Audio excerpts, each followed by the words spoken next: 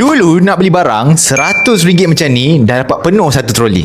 Tapi hari ni nak penuhkan bakul hijau yang dekat market tu pun susah.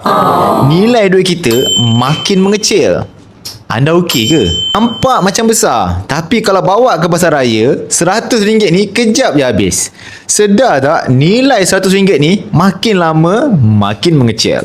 Masalahnya, kalau kita simpan tunai saja, kita cenderung nak pakai duit tu bila duit kita banyak. Masa duit tak banyak, kita on top je. Paling kuat pun kita add to cart, kita window shopping. Tapi bila kita ada duit banyak, kita cenderung nak pakai, nak belanjakan duit tersebut. Sebab tu, kita perlu ke emas.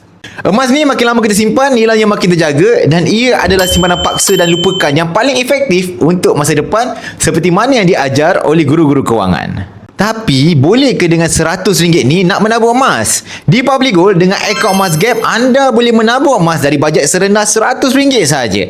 Di mana anda boleh kumpul grab emas sikit-sikit, tak kira bila-bila masa kita ada duit lebih RM100, RM200, RM300, tak ada komitmen bulanan, anda bebas nak tambah simpanan anda bila-bila masa. Bila dah cukup gram dalam akaun, anda ada pilihan nak simpan dalam akaun sahaja atau nak keluarkan emas fizikal anda. Jadi, sebelum RM100 anda habis tak dapat bayang, sebelum duit anda simpan sikit-sikit, masih lagi sikit, jom mulakan simpanan emas anda di Public Gold dengan akaun Emas Gap. Saya boleh bantu anda? Nak saya bantu?